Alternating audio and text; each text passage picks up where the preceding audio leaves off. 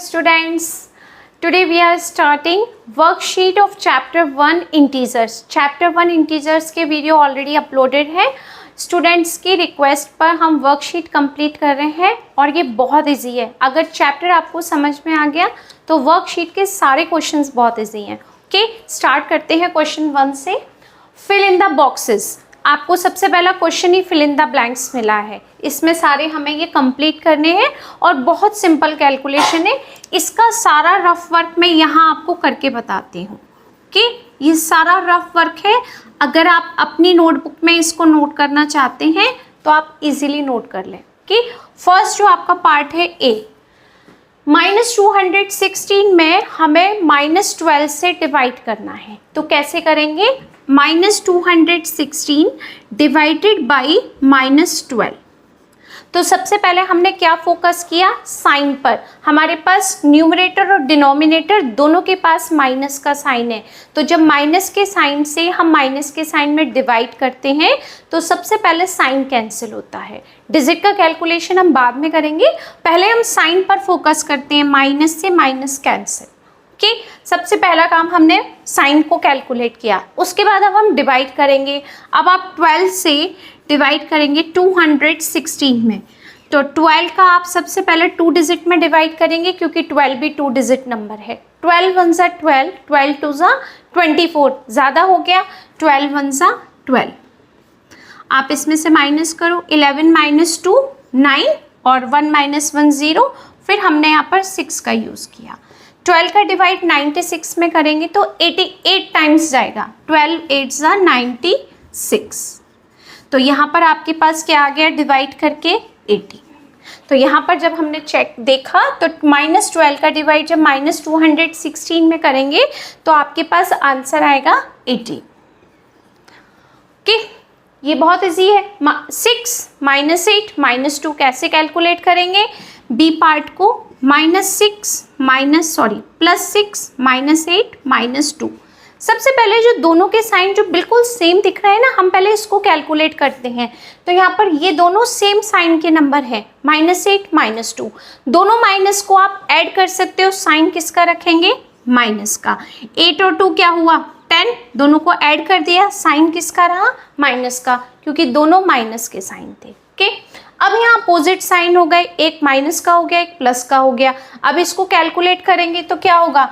Minus के 10 में से प्लस का 6 करना है. तो जिसका नंबर जो नंबर बड़ा है 10, उसका साइन भी बड़ा होगा. जो नंबर छोटा है उसका साइन भी छोटा होगा.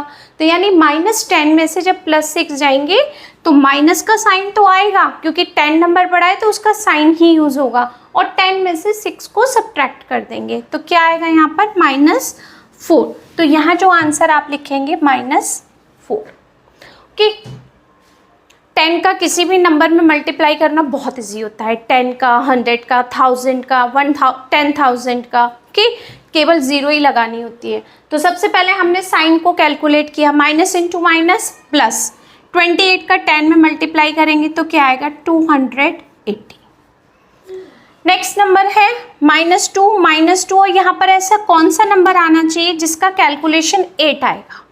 ओके, और वो भी प्लस का 8. तो हमें क्या ध्यान रखना है यहाँ पर? माइनस इंटू माइनस क्या हो गया? प्लस. 2 × 2 4. अब 4 है तो यहाँ पर एक ऐसा नंबर होना चाहिए कि 4 में उस नंबर से मल्टीप्लाई करके प्लस का ही 8 आएगा. 4 2 ज़ा 8 2. और वो भी प्लस का. क्यों प्लस का आएगा? क्योंकि अगर आप यहाँ माइनस का साइन रखोगे तो माइनस को जब ऑड टाइम्स मल्टीप्लाई करते तो माइनस आता है, लेकिन आंसर मांग रहा है वो आपसे प्लस में. तो minus into minus already plus हो गया. अब इसमें प्लस नंबर से ही मल्टीप्लाई किया. +2 = 8. 2 2 ज़ा 4, 4 2 ज़ा 8. 2 टाइम्स माइनस से मल्टीप्लाई करेंगे तो प्लस हो जाएगा.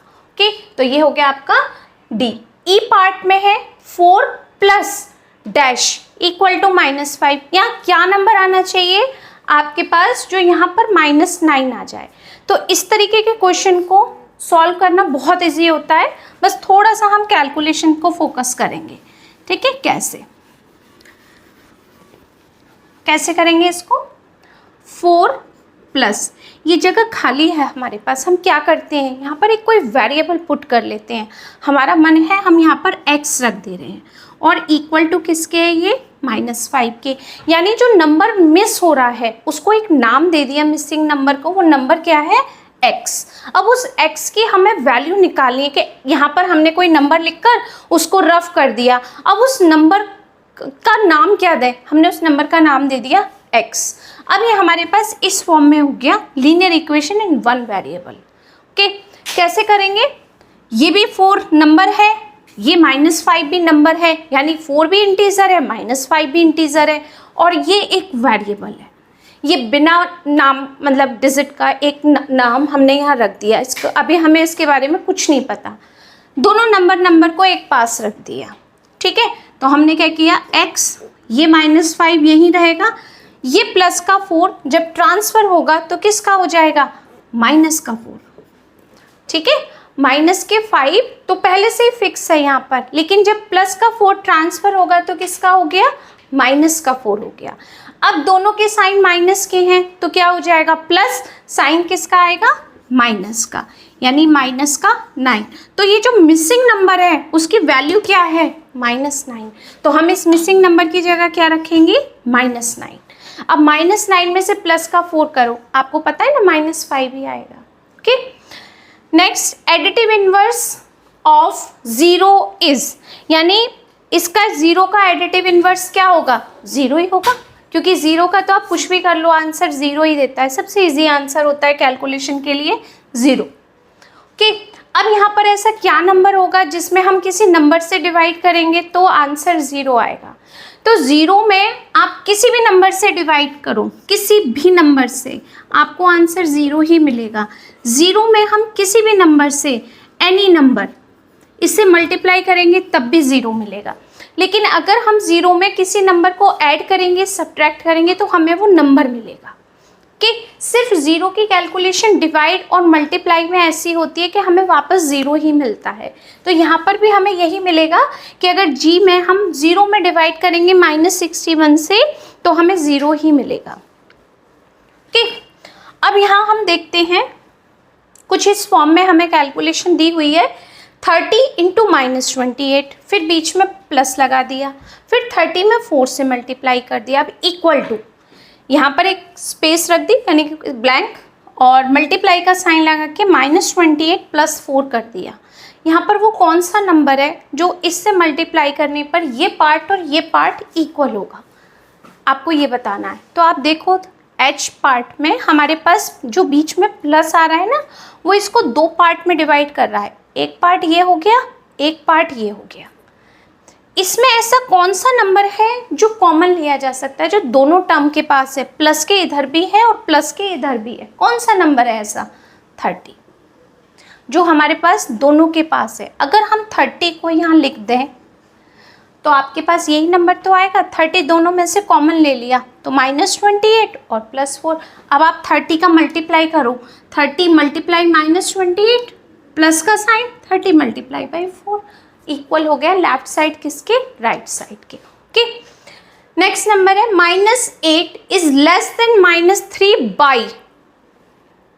ठीक है, क्या करेंगे आप, -8 इज लेस देन -3 बाई, क्या मतलब है इसका, यानी हम करेंगे आई पार्ट -8 इज लेस देन -3, यानी -8 -3 से लेस है तो -3, इससे भी कम है -8। -8 इज लेस देन, छोटा है किससे -3 बाई, क्या आंसर आएगा इसका, कितना छोटा है -3 माइनस फिर -8, लेस देन का मतलब माइनस, और ये वाला माइनस पहले से ही उसने दे रखा है 8 के साथ में तो हमने वो लगा दिया। ओके, अब हमने ये दोनों कैलकुलेट किए, डबल माइनस है आपको यहाँ पर, और ब्रैकेट का काम होता है मल्टीप्लाई का, तो माइनस का मल्टीप्लाई माइनस से करेंगे तो क्या आएगा हमारे पास +8। अब +8 बड़ा है, -3 छोटा है, तो जो नंबर बड़ा है साइन उसी का आएगा, लास्ट में क्या आएगा आपके पास नंबर 5। तो यहाँ पर जो करेक्ट ऑप्शन आएगा वो आएगा 5, यानी -8 is less than -3 by 5। Okay, -54 divide by which number equal to 54, यानी -54 में आप किस नंबर से डिवाइड करोगे कि वो नंबर डिवाइड करने के बाद +54 आंसर दे।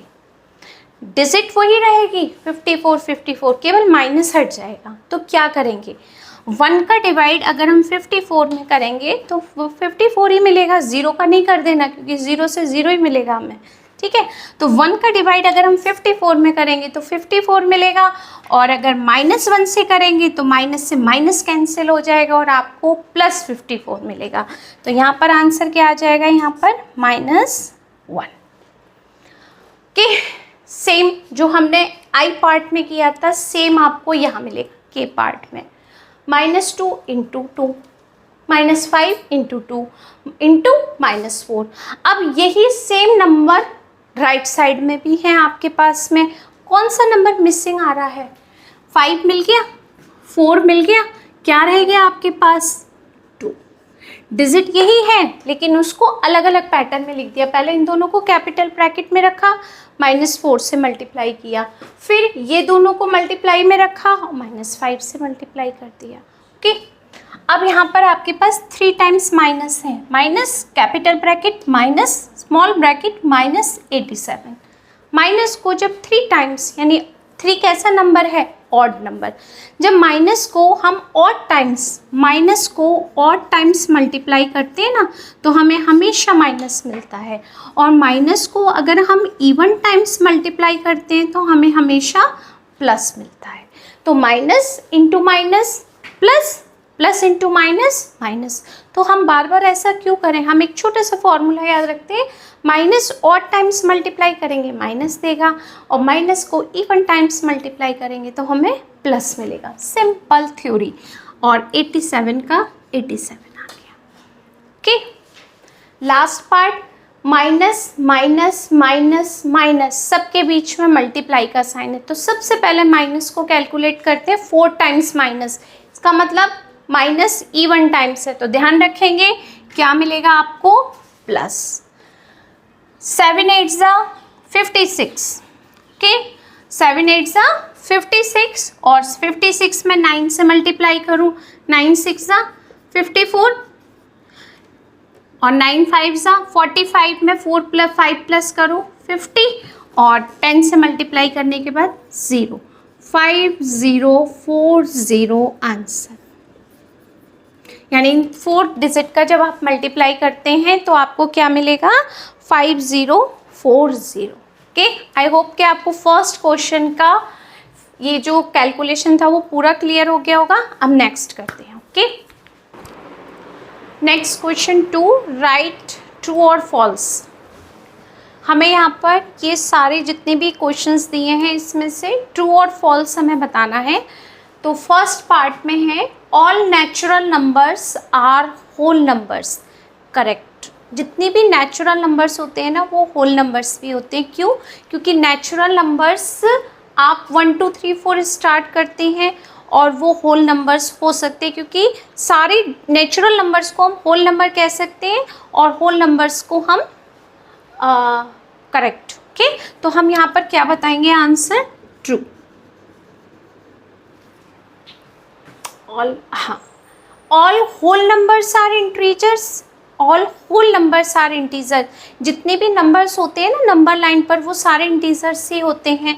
जैसे आप यहाँ से देखो, नेचुरल नंबर 1 2 3 4 5 6 7 सारे पॉजिटिव, 0 -1 -2 -3 ये सारे क्या हुए, यहाँ से यहाँ तक जितने भी नंबर हैं dot dot dot. Okay, positive number with 0, सारे नेगेटिव नंबर्स आपके क्या हो गए, इंटीजर्स। तो आपका जो सेकंड पार्ट है, all whole numbers are integers, जितने भी होल नंबर हैं वो यहाँ से स्टार्ट होंगे और ये सारे नेचुरल नंबर्स ही होते हैं। ठीक है, तो ये जो 0 आपका स्टार्ट होगा और ये सारे होल नंबर्स हैं। क्या ये होल नंबर्स इंटीजर्स हैं? बिल्कुल है, क्योंकि हम सारे पॉजिटिव और नेगेटिव नंबर को इंटीजर्स ही बोलते हैं।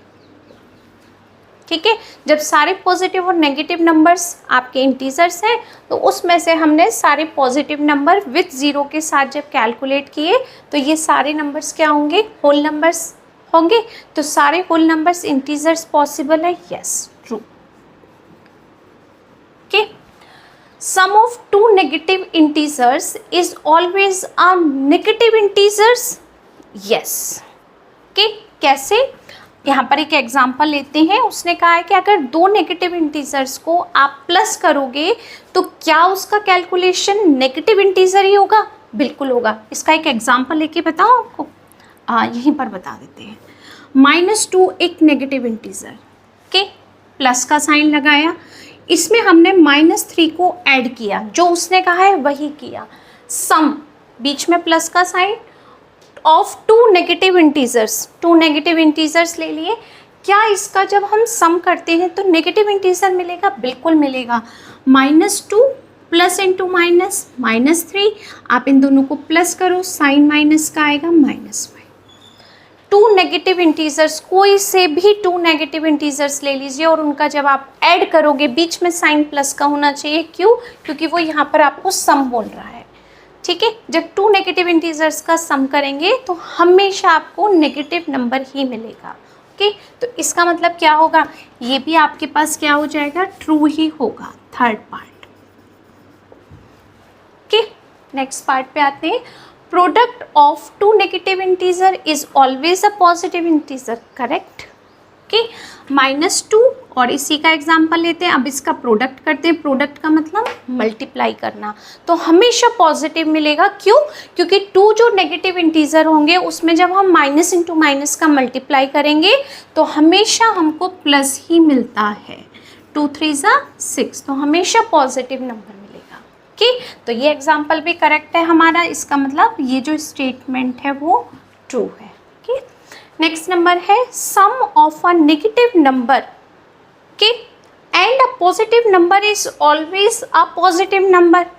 ये डिपेंड करेगा सिचुएशन क्या है हमारे पास। जैसे अभी हमने सारे फिल इन द ब्लैंक्स किए थे, उसमें ये बहुत सारी सिचुएशन पॉसिबल होती हैं।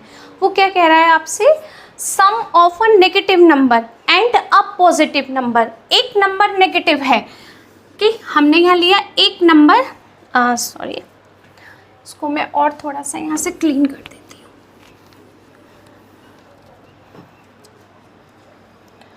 यहाँ पर हम लेते हैं एक नंबर नेगेटिव, एक वेट,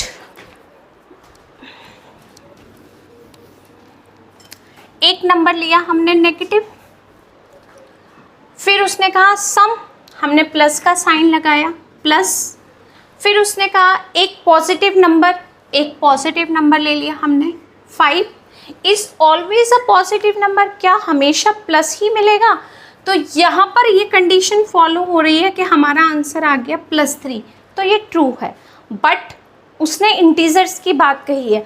अगर मैं यहाँ पर एक इंटीजर ले लेती हूँ -10, माइनस का इंटीजर बड़ा कर दिया, प्लस का इंटीजर मैंने 1 कर दिया, पॉजिटिव इंटीजर मैंने छोटा कर दिया, तो आंसर मेरा आ गया माइनस में, क्योंकि माइनस का इंटीजर बड़ा था, माइनस।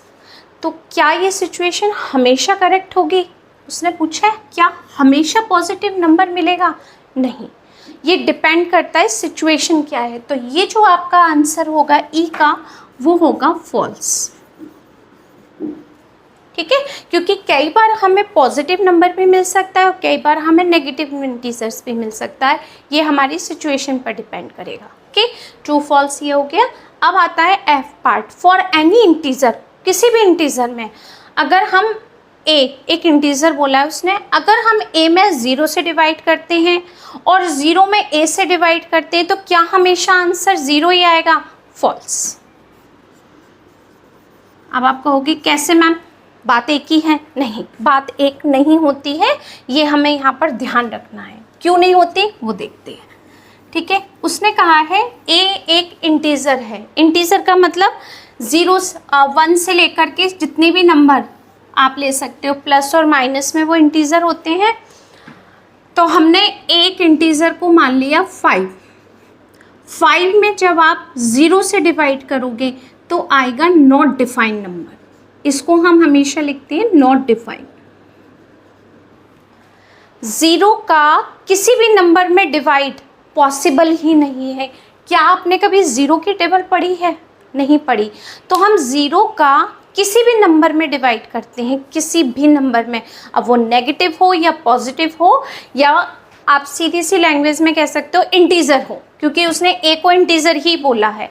अगर ज़ीरो का डिवाइड हम किसी भी इंटीजर में करेंगे, आंसर कभी ज़ीरो नहीं आएगा। क्या आएगा यहाँ पर? नॉट डिफाइंड, डिफाइन कर ही नहीं सकते। हम ज़ीरो का किसी नंबर में कैलकुलेशन नहीं कर सकते, ठीक है, लेकिन हम सॉल्यूशन में ज़ीरो लिखते हैं। बट अगर आपका ज़ीरो ऊपर है न्यूमरेटर में और आपने इसमें 5 से डिवाइड किया, तब आपका आंसर ज़ीरो आ सकता है, क्योंकि 5 की टेबल जब हम 0 टाइम्स पढ़ेंगे तो कोई पॉसिबल चांसेस ही नहीं है, तो आंसर फिर आपका 0 आएगा, ठीक है। यानी इसकी सीधी सीधी डेफिनेशन है, any integer divide by 0 is equal to not defined number, okay. तो क्या ये सिचुएशन पॉसिबल है कि 0 से ए में डिवाइड करो या ए से 0 में डिवाइड करो तो आंसर 0 आएगा? फॉल्स। ट्रू फॉल्स के लिए ये फॉल्स है, कैलकुलेशन के लिए हम यहाँ पर कई बार 0 लिख करके कैलकुलेट कर लेते हैं, ओके। क्या सिचुएशन है उस पर डिपेंड करता है, okay. Next number, integers are close under division, false. हम closure property, addition property, subtraction की बहुत सारी प्रॉपर्टी पढ़ते हैं। क्या उसमें अंडर ये डिवीज़न वाली प्रॉपर्टी फॉलो होती है इंटीजर में? हर जगह नहीं होती। जैसे आपने -5 में डिवाइड किया 2 से, तो आंसर आएगा 2.5 डिवाइड करके। क्या ये इक्वल हो सकता है अगर मैं इसका उल्टा कर दूं तो? नहीं। 5 का डिवाइड जब 2 में करेंगे तो 0.4 आएगा, डज नॉट इक्वल टू, क्योंकि जब हम प्रॉपर्टीज़ की बात करते हैं तो प्रॉपर्टीज़ का मतलब वो ये कह रहा है लेफ्ट साइड राइट साइड के बराबर होनी चाहिए क्लोजर प्रॉपर्टी में। तो क्या यहाँ पर ये रूल फॉलो होता है? जो एग्जाम्पल मैंने दिया, अकॉर्डिंग टू दिस रूल हम इसको फॉल्स कहेंगे, ओके। ये भी हमारा हो गया ट्रू फॉल्स। अब हमारा एक लास्ट ट्रू फॉल है, multiplicative inverse of an integer is its reciprocal, correct. हमेशा मल्टीप्लिकेटिव इन्वर्स जो है वो पहले इंटीजर का रेसिप्रोकल ही होता है। यानी अगर आप मल्टीप्लिकेटिव इन्वर्स 5/2 का मल्टीप्लिकेटिव इन्वर्स क्या होगा? इसका रेसिप्रोकल करो, 2/5, इन दोनों का मल्टीप्लिकेशन करेंगे तो हमेशा आंसर 1 आएगा। 5 से 5 कैंसिल, 2 से 2 कैंसिल, 1। तो क्या ये कंडीशन करेक्ट है? बिल्कुल करेक्ट है, आप इसको ट्रू बता सकते हैं, ठीक है। हर किसी में एग्जांपल देने की ज़रूरत नहीं है आपको, और वैसे तो किसी में ही नहीं है, ये सिर्फ आपको एक्सप्लेन करने के लिए मैंने इतना सब आपको बताया था कि ये ट्रू क्यों है, ये फॉल्स क्यों है। अदरवाइज ट्रू फॉल्स तो आप पीछे से देखकर भी लिख सकते हो आंसर की में से, बट एक्सप्लेन कर दिया। अब आपको और अच्छे से समझ आ जाएगा, याद भी रहेगा कि ये सारी कंडीशंस क्यों करेक्ट है और क्यों रॉन्ग है, ओके।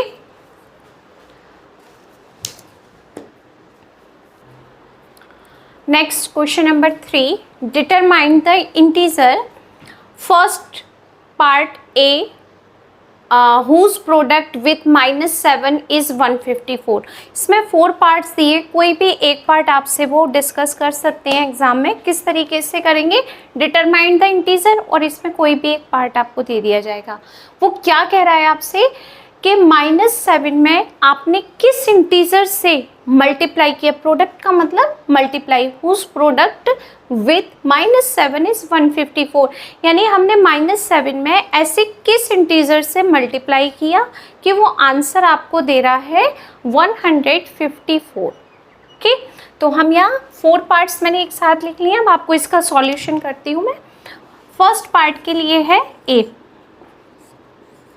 लेट द, किस नंबर से मल्टीप्लाई किया यानी किस इंटीजर से, तो उस इंटीजर को मैंने ए रख लिया, okay. Let the integer be X, या ए लिख दो, ओके। ए बोला है तो ए लिख देते हैं। यानी जो इंटीजर जिससे हमें मल्टीप्लाई करना है उसका एक नाम होना चाहिए, तो मैंने उसका नाम दे दिया ए।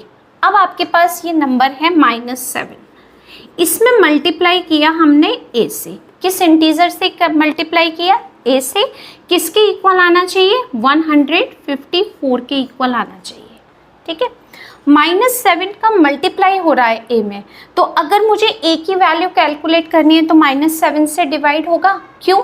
अगर प्लस माइनस होता है तो हम ट्रांसफ़र करते हैं, और अगर मल्टीप्लाई होता है तो हम डिवाइड करते हैं, क्रॉस में ले जाते हैं। ठीक है, तो हमें a की वैल्यू पता करनी थी, तो 154 में मैंने -7 से डिवाइड किया। 7 का डिवाइड 15 में किया तो 7 2 ज़ा 14, 1 बचा, 15 - 14 1, फिर हमने 4 का यूज़ किया, अगेन 7 2 ज़ा 14, और माइनस से डिवाइड प्लस में करेंगे तो माइनस आएगा। तो जो वो इंटीजर था आपके पास, वो इंटीजर क्या मिल गया आपको? -22। यानी 7 का मल्टीप्लाई अगर आप -22 में करेंगे तो वो नंबर आपको 154 देगा। ठीक, अब आपको कह रहा है कि पहले हमने मल्टीप्लाई के लिए कहा, सेकंड टाइम में वो आपसे कह रहा है इसमें, अगर हम when it is divided by -9, अगर हम उस इंटीजर में -9 से डिवाइड करते हैं तो आंसर आता है 23। तो वो नंबर क्या है जिसमें हमने -9 से डिवाइड किया और हमें आंसर मिला 23? उसको भी हम बिल्कुल इसी पैटर्न से करेंगे। आपने a ले लिया इंटीजर, अब हम b की बात करते हैं, b या x ले लेते हैं b पार्ट के लिए। Let the integer b x। ठीक है, -9 में sorry when it is divided by, कि when it is divided by -9 is equal to 23। यानी हमने इंटीजर में, किस इंटीजर में -9 से डिवाइड किया कि हमें आंसर क्या मिलेगा? 23 मिलना चाहिए। कि क्या करेंगे अब? माइन यहाँ पर एक फ्रैक्शन है, यहाँ पर इक्वल टू का साइन है, ये 23 है और कोई साइन बीच में नहीं दिया हुआ, और 23 का डिनोमिनेटर क्या है? 1। हर नंबर का डिनोमिनेटर 1 ही होता है। तो जब हमारे पास दो फ्रैक्शन होते हैं और बीच में इक्वल टू का साइन होता है तो हम किसका यूज़ करते हैं? क्रॉस मल्टीप्लिकेशन का। तो x का मल्टीप्लाई 1 में करेंगे तो x आएगा, और -9 का मल्टीप्लाई 23 में करेंगे। ओके, माइनस इंटू प्लस, ये तो हमें पता है कि क्या आएगा? -9 3 सा 27, यहाँ 2, 9 2 सा 18, 19 20। तो जो इंटीजर था जिस -207, जिसमें आप 9 से अगर डिवाइड करेंगे तो आपको आंसर क्या मिलेगा? 23 मिलेगा। ओके, बात करते हैं अब सी पार्ट की। When it is divided by -17। ठीक है, बिल्कुल इसी तरीके से है। When it is divided by, बिल्कुल सेम, देखो आप लैंग्वेज भी चेंज नहीं की उसने, बिल्कुल वही किया है, बट डिजिट चेंज कर दिया बस आपके लिए, और कुछ नहीं किया। Okay, -17, the answer is 21। तो अब हमने x ले लिया, अब हम सी पार्ट के लिए y ले लेते हैं। Let the integer be y। यानी हमने क्या करना है? किस नंबर, यानी y में हम किससे डिवाइड करेंगे? -17 से, जो हमें आंसर 21 देगा। यानी y की वैल्यू क्या है जिसमें 17 से डिवाइड करने के बाद हमें 21 मिलेगा। Cross multiplication same pattern, y का 1 में 1, सॉरी y, और 21 से में मल्टीप्लाई हो गया किससे? -17 से। तो माइनस इंटू प्लस क्या हुआ? -17 1 ज़ा 17, 17 2 ज़ा 34, +1 35। यानी जो हमें इंटीजर मिलेगा वो क्या मिलेगा? y, वो हमें मिलेगा -357, जिससे डिवाइड करके 17 से अगर हम इसमें डिवाइड करेंगे तो हमें आंसर 21 मिलेगा। ओके, पार्ट डी पार्ट है whose product with -13 is -325, same to same first part की तरह। ठीक है, -13 में किस नंबर से मल्टीप्लाई करेंगे आपके आंसर आपको 325 मिले, वो भी माइनस में। ओके, चलो लेट द इंटीजर a भी ले लिया, x भी ले लिया, y भी ले लिया, अब z ले लेते हैं। ठीक है, डिफरेंट इंटीजर ले लेते हैं। Let the integer b z ले लिया। अब जो आपका क्वेश्चन है उसके अकॉर्डिंग लिख देते।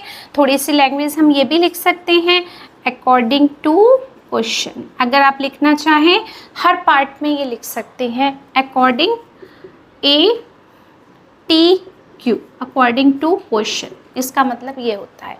यहाँ पर भी हम लिख देते हैं जो हमने कंडीशन लगाई है, ATQ, according to question, according short में टू क्वेश्चन, ATQ भी लिख सकते हो आप। ठीक है, क्या है कंडीशन, आपके पास क्या प्रोडक्ट होना चाहिए, यानी Z में अगर हम -13 से मल्टीप्लाई करेंगे तो आंसर मिलेगा -325। ठीक है, वो नंबर क्या है, तो -13 से क्या हो जाएगा, इसमें डिवाइड हो जाएगा, -325 डिवाइड बाई -13, कैंसिल, 13 2 ज़ा 26, ओके, 32 में से 26 माइनस किया तो 6, ऊपर से आ गया 5, 65, 13 5 ज़ा 65, यानी वो इंटीजर क्या हो गया 25। हमारे पास 4 पार्ट थे, 4 इंटीजर्स हमने कैलकुलेट कर दिए क्योंकि हर पार्ट में एक डिफरेंट कंडीशन थी आपके पास। ओके, अब आप इसको आराम से नोट कर सकते हैं। Okay, next question 4, evaluate. बहुत सिंपल क्वेश्चन है, मल्टीप्लाई करना है नंबर्स का। ओके, इंटीजर से इसका मल्टीप्लाई करके आपको यहाँ आंसर देना है। ओके, 13 इंटू -2 इंटू 3, सिर्फ एक ही माइनस का साइन है तो सबसे पहले आंसर में माइनस ही लिख दो आप, और कुछ नहीं करना क्योंकि एक ही माइनस है। 3 2 ज़ा 6, स्मॉल डिजिट का मल्टीप्लाई किया 6, 6 का मल्टीप्लाई आपको 13 में मल्टीप्लाई करना है, या 13 की टेबल 6 टाइम कर लो, 13 6 ज़ा 78, करेक्ट। ओके, अब आपके पास यहाँ पर सारे जितने भी नंबर्स हैं सब माइनस के हैं, तो सबसे पहले ये काउंट करो माइनस कितनी बार आ रहा है, 1 2 3 4 5। मैंने आपको पहले भी बताया था माइनस अगर ऑड टाइम्स है तो आंसर किस में आएगा, माइनस में। माइनस अगर इवन टाइम्स मल्टीप्लाई हो रहा है तो आंसर आएगा प्लस में। तो 5 कैसा नंबर है हमारा, ऑड, और ऑड टाइम्स जब आप माइनस का मल्टीप्लाई करेंगे तो क्या आएगा, माइनस। तो सबसे पहले यहाँ हमने माइनस रखा। अब हम सबका मल्टीप्लाई करते हैं। ओके, सबसे इजी कैसे करेंगे मल्टीप्लाई, देखते हैं। देखो 2 5 ज़ा 10, ओके, 2 डिजिट कंप्लीट, 2 3 4 ज़ा 12, इजी, 12 6 ज़ा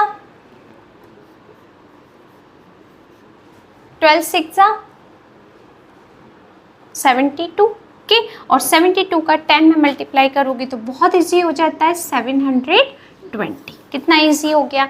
सबसे पहले हमने इसमें से 2 ऐसे नंबर निकाले जिसका मल्टीप्लाई करने पर हमें बहुत इजी डिजिट मिलती है 10।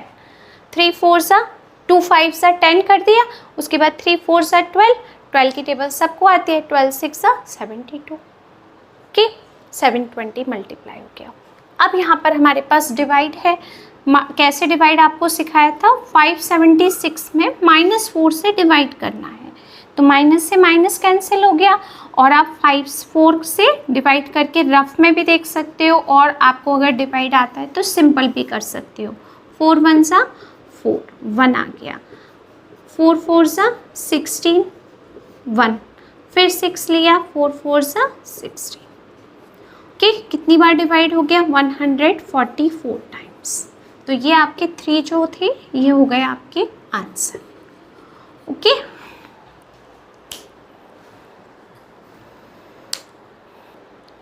Next question number 5, what will be the sign of the product. वो सिर्फ साइन के बारे में डिस्कस कर रहा है, कोई नंबर नहीं है इसमें और कुछ भी नहीं है, आपको सिर्फ साइन बताना है।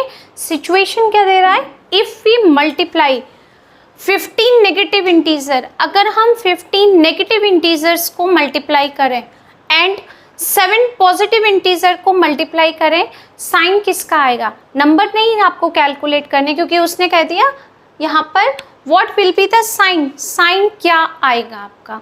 तो आप देखो, अगर आपके पास 15 टाइम्स माइनस का मल्टीप्लाई होता है 15 टाइम्स, और एंड इसका भी प्रोडक्ट, क्योंकि यहाँ लिखा हुआ है प्रोडक्ट, 7 पॉजिटिव इंटीजर्स का मल्टीप्लाई होता है, यानी पॉजिटिव नंबर कितने हैं 7 टाइम प्लस का मल्टीप्लाई होता है। तो साइन किसका आएगा आपको पास कि माइनस ऑड टाइम्स है, 15 का मतलब ऑड टाइम्स, माइनस को जब ऑड टाइम्स मल्टीप्लाई करेंगे तो क्या आएगा। अभी इससे पहले क्वेश्चन में मैंने आपको बताया था माइनस को ऑड टाइम्स मल्टीप्लाई करते हैं तो माइनस आता है मल्टीप्लाई, और प्लस को तो आप 7 टाइम्स इवन टाइम्स मल्टीप्लाई करो या ऑड टाइम्स मल्टीप्लाई करो प्लस ही आएगा। ओके, और माइनस और प्लस का जब हम मल्टीप्लाई करते हैं तो आंसर आता है माइनस, यानी आप कह सकते हो फर्स्ट पार्ट में नेगेटिव साइन, नेगेटिव साइन, ये आएगा आंसर आपका। ओके, सेकेंड पार्ट में 24 नेगेटिव इंटीजर्स, अगर माइनस का sign negative number 24 times multiply होगा और उसके साथ में 3 पॉजिटिव नंबर्स माइनस मल्टीप्लाई होंगे 3 टाइम्स, कैलकुलेशन किस में आएगी, प्लस में या माइनस में। माइनस 24 टाइम्स है यानी इवन टाइम्स, और माइनस को जब इवन टाइम्स मल्टीप्लाई करते हैं तो क्या आता है प्लस, और प्लस को तो आप किसी में भी मल्टीप्लाई कर दो प्लस आएगा, प्लस इंटू प्लस कितना होगा प्लस, यानी आंसर के आगे आपके पास पॉजिटिव साइन। वो सिर्फ आपसे साइन के बारे में ही बात कर रहा है और कुछ नहीं पूछ रहा। वो कह रहा है कि अगर हम साइन पता करें किससे, अगर हम मल्टीप्लाई करते हैं 15 नेगेटिव इंटीजर्स, नंबर की कैलकुलेशन अलग है, वो सिर्फ साइन पूछ रहा है कि साइन क्या आएगा। तो हमारे पास साइन फर्स्ट में नेगेटिव आएगा और सेकंड में पॉजिटिव आएगा। Okay, next question 6। क्वेश्चन मैंने नोट नहीं किया क्योंकि बहुत लेंदी है उसकी लैंग्वेज, फिर पूरा बोर्ड आपका क्वेश्चन से ही फिल हो जाता, तो यहाँ पर थोड़ी सी मैंने क्वेश्चन की लैंग्वेज लिखी है और क्वेश्चन को हम रीड करते हैं उसके बेस पर मैं आपको एक्सप्लेन करती हूँ। In a class test containing 20 questions, तो क्लास टेस्ट में हमारे पास टोटल 20 क्वेश्चंस थे। 5 marks are awarded for every correct answer, अगर हम क्वेश्चन को सही करते हैं तो हमें 5 नंबर मिलता है, लेकिन अगर हम क्वेश्चन को गलत कर देते हैं, जैसे कोई क्वेश्चन हमने 4 × 5 लिखा, इस पर हमने लिखा आंसर 20, तो इस पर हमें मिलेंगे 5 नंबर, टीचर पूरे नंबर देगी। लेकिन अगर हमने यहाँ पर लिखा 2 × 1 = 21, तो वो इस पर नंबर क्रॉस करके देगी -2। इस तरीके से 20 क्वेश्चंस की कैलकुलेशन होगी। तो अभी जो 2 क्वेश्चन की कैलकुलेशन है उसमें आपका टोटल स्कोर होगा 3, प्लस के 5 माइनस के 2, 3 नंबर मिलेंगे आपको। ठीक है, तो इसी तरीके से हमारे पास करेक्ट क्वेश्चन पर 5 नंबर और इनकरेक्ट क्वेश्चन पर -2 हो जाएगा। ठीक है, ये सिर्फ समझाने के लिए था आपको कि इस तरीके से कैलकुलेशन होती है। ओके, टोटल 20 क्वेश्चंस थे। Are awarded for every incorrect answer and 0 marks for question not attempted, जब हम अटेम्प्ट ही नहीं करेंगे तो उस पर हमें 0 नंबर ही मिलता है। ठीक है, फर्स्ट पार्ट में मोहन, अब बात आती है मोहन की। ठीक है, क्योंकि स्टूडेंट्स हैं क्लास में, कुछ मोहन है, प्रिया है और हिना, 3 स्टूडेंट्स की बात कर रहे हैं। तो पहले मोहन की बात होती है। मोहन को 14 नंबर मिले, कैसे मिले, sorry, Mohan gets 14 correct question, उसने 14 क्वेश्चन करेक्ट किए, यानी हम बात मोहन की कर रहे हैं। नंबर ऑफ करेक्ट आंसर, उसने कितने करेक्ट आंसर दिए, उसने 20 में से टोटल कितने थे क्वेश्चंस 20, और उसने 14 क्वेश्चन करेक्ट किए और 6 क्वेश्चन उसने इनकरेक्ट किए। अब उसका स्कोर क्या होगा, मोहन का स्कोर, टोटल स्कोर क्या होगा। तो अगर उसने करेक्ट किए हैं 14 क्वेश्चन, तो एक क्वेश्चन पे कितने नंबर मिलेंगे 5, तो 14 क्वेश्चन पर कितने नंबर मिलेंगे आपको, 5 × 4 = 20, 2 × 5 = 5, 70। यानी अगर उसने 14 क्वेश्चन किए हैं और करेक्ट क्वेश्चन पे 5 नंबर मिलते हैं तो टोटल आपको 70 मिल गए। लेकिन उसने 6 क्वेश्चन इनकरेक्ट भी कर दिए, क्योंकि टोटल क्वेश्चन कितने थे आपके पास, टोटल क्वेश्चंस थे 20 में से 14 करेक्ट कर दी है और 6 रॉन्ग कर दिए। ठीक है, प्लस, क्योंकि टोटल करते हैं तो प्लस ही होता है पहले, 6 क्वेश्चन इनकरेक्ट और एक करेक्ट क्वेश्चन पे कितने नंबर कटेंगे, -2। ठीक है, 6 2 12 प्लस इंटू माइनस -12, करेक्ट। अब 70 करेक्ट थे, उसमें से -12 हो गए, क्यों? क्योंकि हमने 6 क्वेश्चन गलत भी किए, नेगेटिव मार्किंग हुई। अब माइनस करो, 10 - 2 8, 6 - 1 5, यानी उसको, मोहन को कितने नंबर मिले, उसका टोटल स्कोर कितना रहा, 58 का। समझ में आ गया आपको ये? अब बात करते हैं हम सेकेंड पार्ट प्रिया की। ठीक है, अब हम प्रिया की बात करते हैं। प्रिया गेट्स 15 करेक्ट और 5 इनकरेक्ट आंसर। तो बिल्कुल सेम लिखना है, हेडिंग क्या डालनी है आपको यहाँ पर, प्रिया। ठीक है, अब आपने प्रिया की बात की। Number of correct answer is equal to, Priya के थे 15। ओके, और नंबर ऑफ इनकरेक्ट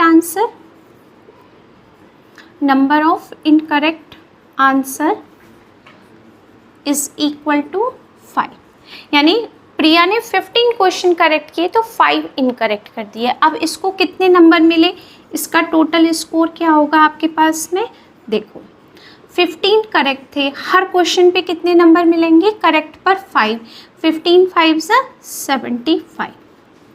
इनकरेक्ट भी थे, इनकरेक्ट पर कितने मिले, -2, यानी टोटल करने के लिए प्लस करना ज़रूरी है। 5 अनकरेक्ट, हर क्वेश्चन पे -2, 5 2 10 माइनस के, क्योंकि प्लस इंटू माइनस माइनस, प्रिया को मिल गए 65 नंबर और मोहन को मिले थे 58।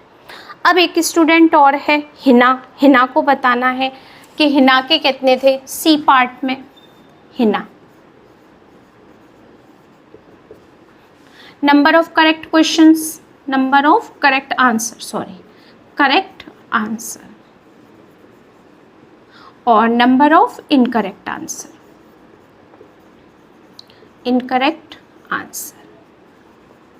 Is equal to total score. Same table है, कोई इश्यू नहीं है। टोटल स्कोर, करेक्ट आंसर कितने किए हिना ने, 10, और 8 इनकरेक्ट किए आंसर, और उसने incorrect answer out of the question she attempts, यानी 10 और 8 कितने हो गए आपके पास, 18। 2 क्वेश्चन उसने अटैम्प्ट ही नहीं किए, यानी 10 करेक्ट हो गए, 8 इनकरेक्ट, टोटल कितने हो गए 18।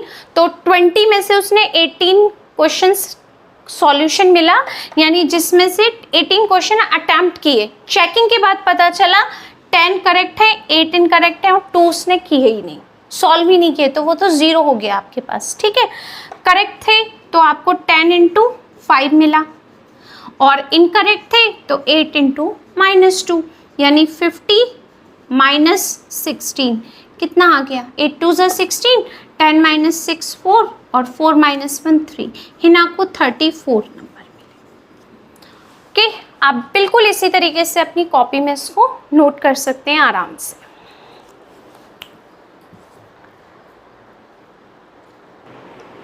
Next question number 7, an elevator descends into a mine shaft at a rate of 6 meters per minute.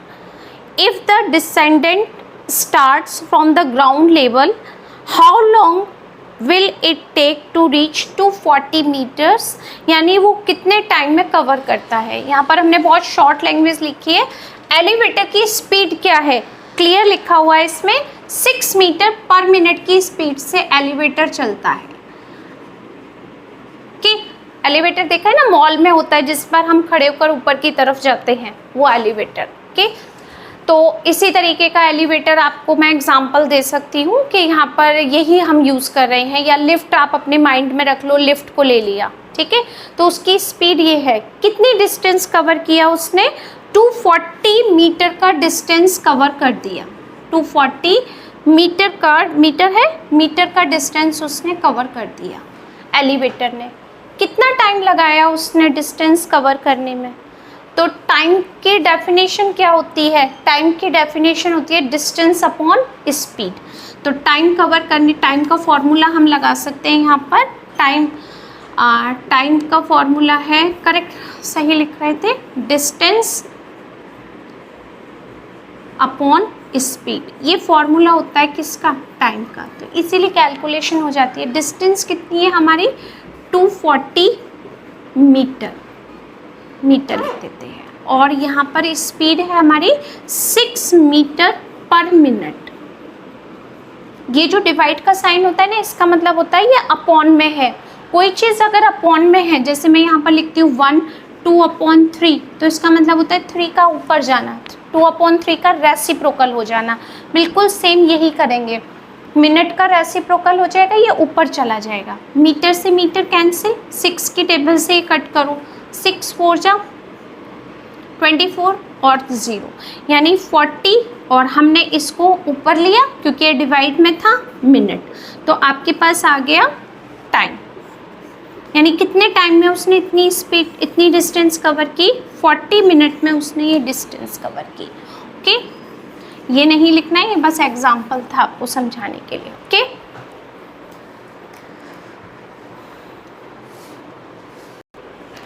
Next question number 8, Rohit earns profit of ₹1 by selling 1 pen.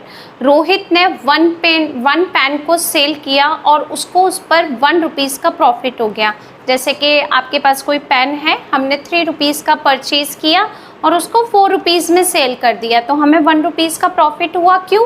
क्योंकि 3 में परचेज़ किया, 4 में सेल कर दिया, तो हमें ₹1 का प्रॉफिट हुआ 1 पेन पर। यानी profit of selling 1 pen is equal to ₹1। 1 pen पर ₹1 का प्रॉफिट हुआ। Okay, and suffer a loss 50 पैसे बाई सेलिंग अ 1 पेंसिल। लेकिन जब 1 पेंसिल को सेल किया तो हमें 50 पैसे का लॉस हो गया। यानी अगर हमने कोई भी पेंसिल ₹2 में परचेज़ की तो हमने उसको ₹1.50 में सेल कर दिया, यानी उसमें हमें 50 पैसे का लॉस हुआ। ठीक है, यानी हमें उसमें 50 पैसे का लॉस हुआ। तो पैसे को जब हम रुपीज़ में कन्वर्ट करते हैं, क्योंकि कैलकुलेशन सारी रुपीज़ में हो रही है, तो रुपीज़ में अगर हम कन्वर्ट करेंगे तो 50 अपॉन क्या हो जाएगा 100, यही होगा ना। पैसे को रुपए में लाने के लिए क्या करते हैं, 100 से डिवाइड, 0 कैंसिल, 10 से डिवाइड किया तो क्या आ गया ₹0.5। ओके, आपने कितने पेन सेल किए, 1 डे रोहित अर्न्स ₹5। एक दिन उसने ₹5 अर्न किए, किस पर, अगर उसने 25 पेन्स को सेल किया। अगर एक पेन पर ₹1 का प्रॉफिट हो रहा है तो उसने कितने पेन को सेल किया, 25 पेन्स को सेल किया, और उसने कितने रुपए कमाए, टोटल प्रॉफिट कितना लिया उसने, ₹5 का।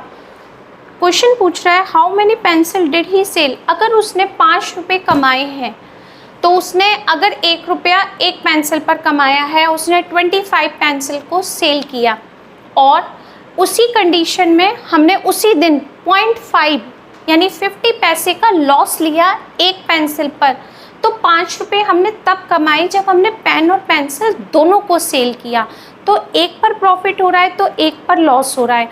आपको ये बताना है कितनी हमने पेंसिल पर लॉस लिया, कितनी पेंसिल, यानी हमें नंबर ऑफ़ पेंसिल बतानी है आपको। तो हमें पता ही नहीं है कि हमारे पास नंबर ऑफ़ पेंसिल्स कितनी है, तो आप क्या लिख सकते हो, let the number of pencil sold equal to X। हम यहाँ लिख सकते हैं let the number of pencil sold equal to X। हमें पता ही नहीं है हमने कितनी पेंसिल सेल की, X। अगर यहाँ समझ में नहीं आया आपको तो अब बहुत अच्छे से समझ आएगा, मैं आपको बताती हूँ कैसे। हमने एक पेन को सेल किया, सॉरी हमने ₹1 का प्रॉफिट लिया एक पेन पर, ₹1 का प्रॉफिट। कितने पेन को हमने सेल किया, 25 पेन को, मल्टीप्लाई बाई 25, तो हमें कितना प्रॉफिट हुआ, ₹25 का प्रॉफिट हुआ। एक पेन को सेल करने पर ₹1 का प्रॉफिट, तो 25 पेन को सेल करने पर ₹25 का profit. Okay, plus total profit हमें पता है, टोटल का मतलब प्लस किया। हमें एक पेंसिल पर 0.5 रुपीज़ का लॉस होता है, 0.5 रुपीज़ का, यानी 50 पैसे का लॉस होता है। कितनी पेंसिल्स हमने सेल की? x pencil. कितने रुपीज़ अर्न किए? हमने रुपीज़ अर्न किए 5। अब आपको एक एग्जांपल और देते हैं, ठीक है। आज है मंडे को हम एक शॉप पर बैठे और हमें पेन और पेंसिल को सेल करने के लिए दिया गया। हमने पेन भी सेल किए, पेंसिल भी सेल की। शाम को जब हमने देखा तो हमें 5 रुपये मिले इनकम के। क्यों? क्योंकि उसमें से लॉस और प्रॉफिट सब हटाने के बाद हमने 5 रुपये की इनकम की। 25 पेन्स को सेल किया और 1 रुपये का प्रॉफिट मिला, तो हमने 25 रुपीज़ का प्रॉफिट लिया। लेकिन पेंसिल पर हमें लॉस हो गया, ठीक है, और 5 रुपीज़ हमने अर्न कर लिए। ये हो गया टोटल फॉर्मूला। 0.5 का x में मल्टीप्लाई करेंगे तो 0.5x आएगा आपके पास। बात यहाँ समझ आ रही है आपको पूरी तरह से? इक्वल टू यहाँ क्या हो गया? 5, ठीक है। अब हमें इसमें एक करेक्शन और करना है। 0.5 का हमें लॉस होता है। जब लॉस होता है तो हम हमेशा माइनस में जाते हैं, क्योंकि हमें लॉस हो रहा है, ठीक है, नुकसान में जा रहे हैं हम। तो यहाँ पर ये जो कैलकुलेशन होगी वो किस में होगी? माइनस में, क्योंकि 0.5 पैसे से के 0.5 रुपीज़ का हमें लॉस हो रहा है। 0.5 का लॉस का मतलब माइनस। कितनी पेंसिल पर हुआ? पता नहीं कितनी पेंसिल पर हुआ, multiply by x। Plus into minus क्या होगा यहाँ पर? माइनस, ठीक है, ये हो गया। अब 25 नंबर है, ये भी नंबर है, इसके साथ x है, तो हम क्या करेंगे? इसको ट्रांसफ़र करेंगे। हमने इसको ट्रांसफ़र किया, किसको? 25 को। Minus 0.5x is equal to 5 minus 25 को ट्रांसफ़र कर दिया। 25 माइनस का बड़ा है, इसलिए साइन किसका आएगा? माइनस का 20, और यहाँ हो गया 0.5x। अब 0.5 में मल्टीप्लाई हो रहा है x का, हमें वैल्यू निकालनी है x की। तो x की वैल्यू निकालने के लिए क्या करेंगे? -20 में डिवाइड करेंगे -0.5 से, ठीक है, क्योंकि मल्टीप्लाई हो रहा है। प्लस माइनस होता तो ट्रांसफ़र होता। माइनस से माइनस कैंसिल। यहाँ से आप इसको लिखोगे इस तरीके से। डेसिमल के बाद कितनी डिजिट है? डेसिमल के बाद 1 डिजिट है। अगर मैं यहाँ से डेसिमल को रिमूव करती हूँ, इस जीरो की कोई वैल्यू नहीं होती, ठीक। यहाँ पर अगर डेसिमल को रिमूव किया, मैंने हटा दिया, तो ऊपर कितनी जीरो चली जाएंगी? 1, क्योंकि डेसिमल के बाद 1 डिजिट है। अब कोई डेसिमल है ही नहीं मेरे पास। अब मैंने 5 से 200 में डिवाइड किया, 5 4 20 और ये 0, यानी मेरे पास x की वैल्यू क्या आ गई? 40। तो मेरे पास नंबर ऑफ पेंसिल्स कितनी हो गई? मेरे पास नंबर ऑफ पेंसिल्स हो गई 40। यानी अगर मैं 40 पेंसिल को सेल करूँगी तो मुझे 50 पैसे का हर उस पर लॉस होगा, ठीक है। तो आप क्या करेंगे? यहाँ पर नंबर ऑफ पेंसिल्स बता सकते हैं जो वो पूछ रहा है। Number of pencils equal to 40, okay, ये हो गया answer. Next question 9, the temperature at 1 PM, 1 PM means आपके पास दोपहर के 1 बजे हुए हैं, ठीक है, was 10 degree Celsius above 0, 10 degree Celsius 0 से है। इफ़ इट डिक्रीज, यानी इनिशियल टेम्परेचर आपका कितना है जो अभी प्रेजेंट में है 1 बजे, वो कितना है? 10 degree Celsius. If the decreases at the rate of 2 degree Celsius per hour, हर घंटे 2 डिग्री सेल्सियस टेम्परेचर गिरता जा रहा है, ठीक है, यानी rate of decrease in temperature per hour, हर आवर 1 आवर के बाद में टेम्परेचर डाउन हो रहा है, यानी 2 डिग्री सेल्सियस डाउन हो रहा है per hour until 10 PM, 10 PM तक ये कंटिन्यू चला काम आपका, ठीक है। At what time would be the temperature be 6 degree Celsius below 0, यानी ऐसा कौन सा टाइम होगा जब तक टेम्परेचर 0 से -6 डिग्री तक पहुंच जाएगा। वो टाइम आपको एग्जैक्ट बताना है, ठीक है। तो हमने लिखा initial temperature at 1 PM 10 degree Celsius, rate of decrease is in temperature per our 2 degree Celsius. जब टेम्परेचर बिलो में जाता है तो माइनस हो जाता है, यानी अभी रिक्वायर्ड टेम्परेचर क्या है हमारा -6 degree Celsius.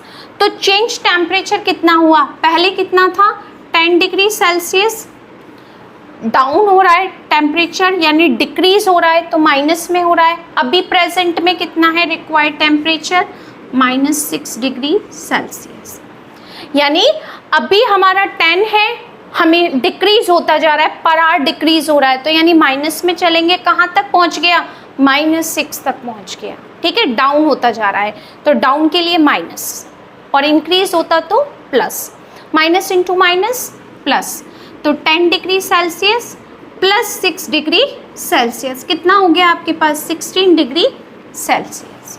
Okay, time taken for temperature change, कितना टाइम लगाया आपने। ओके, तो अब आपके पास टोटल कैलकुलेशन कितनी हो गई, कितना टेम्परेचर चेंज हुआ, 16 डिग्री टेम्परेचर चेंज हुआ। पर आवर कितना चेंज हो रहा है, 2 डिग्री सेल्सियस चेंज हो रहा है, तो 2 8 16, यानी 8 आवर्स तक टेम्परेचर कंटिन्यूसली चेंज होता रहेगा, क्योंकि वो कह रहा है 2 डिग्री सेल्सियस पर आवर, तो पर आवर में ये आंसर आएगा, टाइम आवर्स में ही बताएंगे हम। तो टाइम कितना लगा, मतलब 8 आवर्स तक टेम्परेचर चेंज होता रहेगा आपके 1 PM से 10 PM तक। तो वो एग्जैक्ट टाइम क्या होगा जब आपने टेम्परेचर चेंज किया, यहाँ मॉर्निंग के 8 हैं, सॉरी दोपहर के 1 बजे हैं, और 8 आवर्स के बाद कितने बजेंगे, 9 बजेंगे। ओके, अभी दोपहर के 1 बजे हैं, वॉच देखो अपनी, ओके, वहाँ पर देखो 1 बज रहा है घड़ी में, और 8 आवर्स के बाद कितना टाइम हो जाएगा, 9 बज जाएंगे रात के, ठीक है। तो आप लिख सकते हैं यहाँ पर सो eight 9 PM the temperature would be 6 degrees Celsius below zero। रात के 9 बजे तक टेम्परेचर 6 डिग्री सेल्सियस नीचे पहुंच जाएगा, कहाँ से, ज़ीरो से। वो एग्जैक्ट टाइम ही तो मांग रहे हैं कि ज़ीरो से नीचे किस टाइम तक पहुंच जाएगा, रात के 9 बजे तक। Okay, of last question is worksheet का, और बहुत इजी क्वेश्चन है। A diver dives in the sea 270 metre down. Diver dives का मतलब आप स्विमिंग करते हैं ना और ऊपर से जंप लगाते हैं नीचे पानी में ऐसे कूद कर, उसको बोलते हैं डिवर डाइव्स। ओके, तो हमने ऊपर से एक समुद्र में पानी में जंप लगाई और 270 मीटर डाउन नीचे की तरफ चले गए।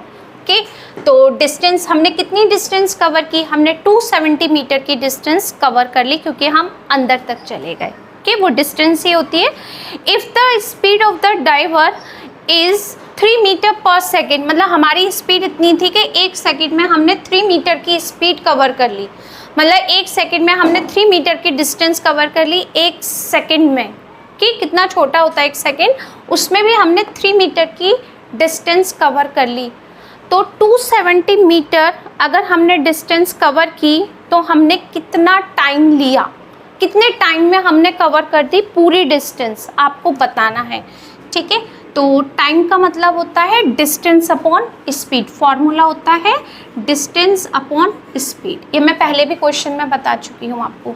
डिस्टेंस कितनी है आपकी 270 मीटर और स्पीड कितनी है 3 मीटर पर सेकेंड। क्लियर है? अब आपका मीटर से मीटर कैंसिल हो गया, 3 से जब आप इसमें डिवाइड करेंगे 3 9 27 0 सेकेंड। 90 सेकेंड में हमने ये डिस्टेंस कवर की।